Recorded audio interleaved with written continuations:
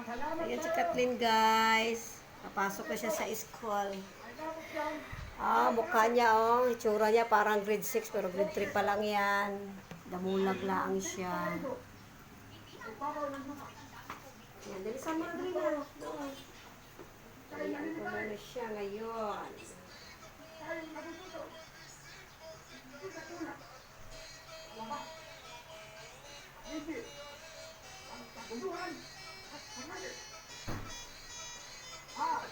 Ang pinanggagalingan ng lahat ng biyaya na sinasamahan natin sa araw-araw ay kuwat sa mga taong hawain ang kalwa kay walang ka.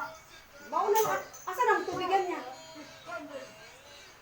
Kaya sa'yo dapat isalang at katangasan sa mga pagbaliko Ha? ang ating panahon. Sige, susabihin na kita na.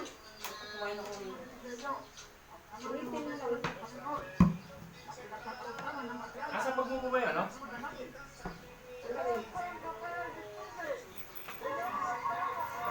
Sige na. Go. Hinagay mo lang, ano? Naghanda na ng kanyang ang tatay niya ang maghatid. Parang nga putsak siya, hindi ko na nalabhan-labhan. Ha?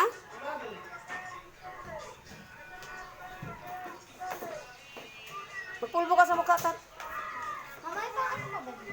Marami dyan ah. Ipit mo dun. Ang dami mong ipit. Ayan, sige mo ang ano ngayon.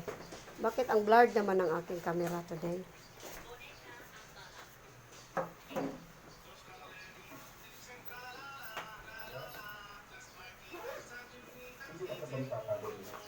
Andito mo ba yan, ano?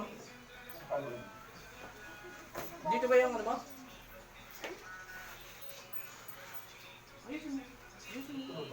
Magpulbo ka. Perfume. Nag-lotion ka, bakit hindi? Nag-lotion ka? Ba't di ka nag-lotion? Expire na itong lotion mo. Ano mo sa kamay? Binti di. Sayang. Bilis.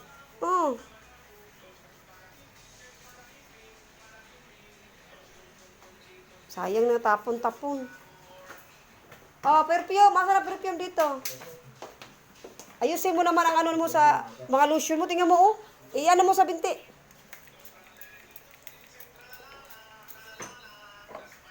Ayan mo na sa binti mo. Kadami.